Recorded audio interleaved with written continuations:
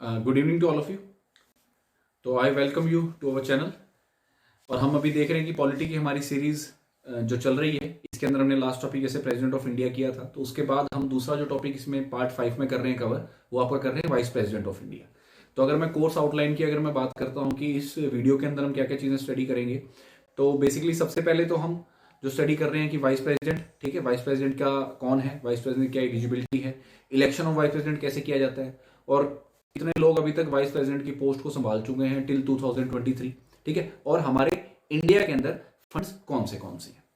तो सबसे पहले अगर मैं बात करता हूं तो वाइस प्रेसिडेंट, तो आर्टिकल नंबर 63 यानी just above the article number 61 यानी इंपीचमेंट ऑफ प्रेसिडेंट के बाद जो अगला आर्टिकल इंपॉर्टेंट आता है वो आपका आता है 63, जिसमें बताया गया भी इंडिया का वाइस प्रेसिडेंट एक है, ठीक है, और he must be a citizen of India, 35 साल की उम्र होनी चाहिए भाई, सेम प्रेसिडेंट वाली, and qualified for the election as a member of Rajya Sabha and he must vacant the seat after winning the election, ठीक है। प्रेसिडेंट ओथ दिलवाता है भाई, रेजिग्नेशन भी प्रेसिडेंट लेता है, और VP can hold his office beyond 5 years until his successor assume charge, यानी 60 दिनों तक मैक्सिमम, मान लो 5 साल हो गए हैं, 60 दिनों तक कोई और सक्सेसर नहीं आया तो ये 60 दिनों तक इस चार्ज को सकते हैं, यानी 2 महीने तक, ठीक है। और डॉक्टर सर्वपल्ली राधाकृष्णन जो हमारे सेकंड प्रेसिडेंट थे, वो हमारे पहले वाइस प्रेसिडेंट इंडिया के रह चुके हैं, तो ये थोड़ा सा इंपॉर्टेंट फैक्ट है। तो इलेक्शन की अगर मैं बात करता हूं तो इनडायरेक्ट इलेक्शन है भाई, वही प्रोपोर्शनल रिप्रेजेंटेशन वाला, सारे के सारे मेंबर्स है दोनों हाउसेज के, वो पार्टिसिपेट करते हैं, लेकिन स्टेट लेजिस्लेचर से भाई कोई पार्टिसिपेट नहीं करता, ये बात ध्यान में रखना, ठीक है, यानी एमएलएज और जो एमएलसीज होते हैं वो इसमें पार्टिसिपेट नहीं करते। राज्यसभा जो इनका रेजोल्यूशन है सेम, अगर हटाना है तो राज्यसभा में पास किया जाता है भाई, ना कि दोनों हाउसेज के अंदर। 14 दिनों का परेड नोटिस होता है, और ये बताया गया है कि आर्टिकल नंबर 64 में कि VP shall be the chairman of council of states, यानी जो राज्यसभा होती है भाई, राज्यसभा के अंदर स्पीकर नहीं होता, राज्यसभा का होता है भाई चेयरमैन, और राज्यसभा का चेयरमैन कौन होता है, वाइस प्रेसिडेंट ऑफ इंडिया, और राज्यसभा को हम काउंसिल ऑफ स्टेट्स भी बोलते हैं, ठीक है। और आर्टिकल 65 बोलता है कि वीपी प्रेसिडेंट बन सकता है maximum period of 6 months under the absence of president, यानी अगर प्रेसिडेंट अवेलेबल नहीं है तो उस केस में जो प्रेसिडेंट की ड्यूटी है वो वाइस प्रेसिडेंट निभाता है। रीइलेक्शन के लिए भी एलिजिबल होते हैं भाई, ऐसा नहीं कि एक बार बन गया तो नहीं, और सेम प्रेसिडेंट का भी यही है, ठीक। अब इंडिया के प्रेसिडेंट की अगर मैं बात करता हूं तो भाई 52 और 57, और पहले आपके सर्वपल्ली राधाकृष्णन थे, फिर जाकिर हुसैन जो कि प्राइम मिनिस्टर अपने प्रेसिडेंट रह चुके हैं, ठीक है, वीवी गिरी, गोपाल स्वरूप पाठक, बसप्पा धनाना चट्टी, ठीक है, मोहम्मद हिदायतुल्ला, रामन स्वामी वेंकटरमन, शंकर दयाल शर्मा, के आर नारायणन, कांत, भैरव सिंह शेखावत, मोहम्मद हमीद अंसारी, 2017 में वेंकैया नायडू, और अब फिलहाल आपके 2022 में हमने देखा होगा कि जैसे आपके प्रेसिडेंट चेंज हुए, तो जो 2022 में वाइस प्रेसिडेंट की जो गद्दी संभाली है वो संभाली है भाई अपने जगदीप धनखड़ जी ने, ठीक है। तो अगर मैं बात करता हूं, क्वेश्चन पुटअप हो जाए कि कौन से वाइस प्रेसिडेंट हैं जो 2 टर्म रही, तो एक तो आपके आगे सर्वपल्ली राधाकृष्णन, और दूसरे आपके आगे हमीद अंसारी, ठीक है। तो ये इस टाइप के क्वेश्चन हो सकता है पूछ लिए जाए, ये पूछ सकते हैं अभी कौन से आप इन सब में से बताओ भी कौन से प्रेसिडेंट थे जो वाइस प्रेसिडेंट भी रहे हैं, तो उसमें सर्वपल्ली राधाकृष्णन, डॉक्टर जाकिर हुसैन, ठीक है, वीवी गिरी भी आपके उसमें शामिल हो जाते हैं, ठीक है, शंकर दयाल शर्मा जी हो गए, ठीक, के आर नारायणन तो नहीं थे शायद, और उसके बाद आई थिंक यही थे, ठीक है। तो ये लोग हैं जो भाई प्रेसिडेंट के साथ साथ वाइस प्रेसिडेंट भी रहे, तो इस तरह के क्वेश्चन पुटअप किए जा सकते हैं।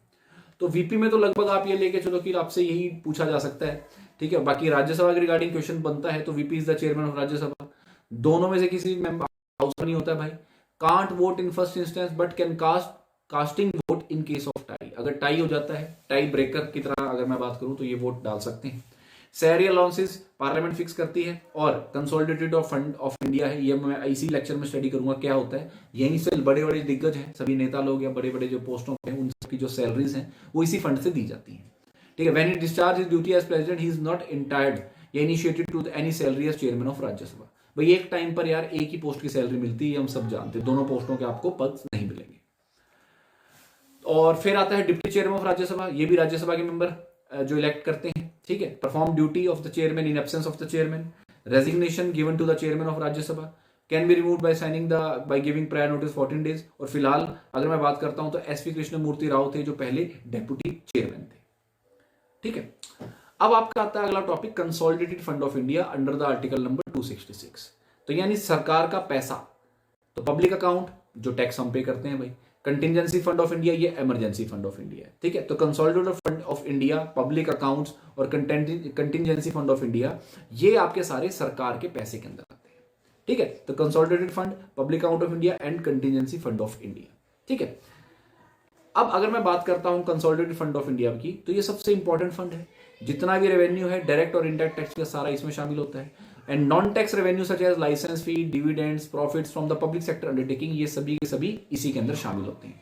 इसमें से पैसा निकालने के लिए पार्लियामेंट अप्रूवल रिक्वायर्ड होता है भाई, ठीक है। And all legally authorised payments on the behalf of government of India are made from this fund. तो मोटे मोटे अक्षरों में आप सबको पता लग गया होगा कि CFI बेसिकली है क्या, ठीक। अगला आता है पब्लिक अकाउंट्स, ये भी आर्टिकल 266 है। यानी और इस मतलब जो हमने कंसोलिडेटेड फंड ऑफ इंडिया में जो देखा पैसा है, उसके अलावा जितना भी सरकारी पैसा है यानी पब्लिक का जो पैसा है CFI रिसीव्ड बाय और on the behalf of GI are credited into this fund. Bank saving account जितने भी डिपार्टमेंट मिनिस्ट्रीज के हैं, नेशनल इन्वेस्टमेंट फंड यानी money earn from disinvestment, national small saving funds, defence fund, postal insurance, provident fund, ये सारे के सारे आपके पब्लिक अकाउंट ऑफ इंडिया के अंदर आते हैं भाई, ठीक है ना। ये बात ध्यान में रखना। और इसमें पार्लियामेंट की अप्रूवल नहीं है। अब ये एग्जांपल लेके चलो, जैसे पोस्टल इंश्योरेंस हम भरते हैं, ठीक है ना। अगर कल को आपको इसमें से पैसा निकलवाना हो तो इसमें पार्लियामेंट की अप्रूवल नहीं होती, आपको ही जाना होगा, ठीक है। प्रोविडेंट फंड होगा, हम समझते हैं ना भी हमारे घर में जैसे दादा दादी होते हैं या फादर होते हैं, वो भाई रिटायरमेंट के बाद पैसा लेते हैं कि यार PF में जमा कर रखा है, तो वो basically public account of India में होता है। फिर आपका आता है last contingency fund of India. 1950 में बना था भाई 50 करोड़ की लिमिट से, और फिलहाल 500 करोड़ हो चुका है 2005 में, अब तो और भी ऊपर जा चुका होगा 2023 की अगर मैं बात करता हूं, ठीक है। और इसके बाद भाई ये बनाया क्यों गया था? Due to meet present to meet unforeseen expenditure, जैसे कि भाई इमरजेंसी फंड था, ये फ्लड्स आ जाती हैं, जैसे कोरोना आया, ठीक है, अर्थक्वेक आ जाता है, तो उस केस के अंदर जो पैसा निकाला जाता है वो आपका इस फंड से निकाला जाता है। और स्टेट्स का अपना कंटिजेंसी फंड होता है, कंसोलिडेटेड फंड होता है, लेकिन इसके अंदर पार्लियामेंट की अप्रूवल की जरूरत नहीं होती भाई, प्रेसिडेंट यहां से निकाल सकता है, ठीक है।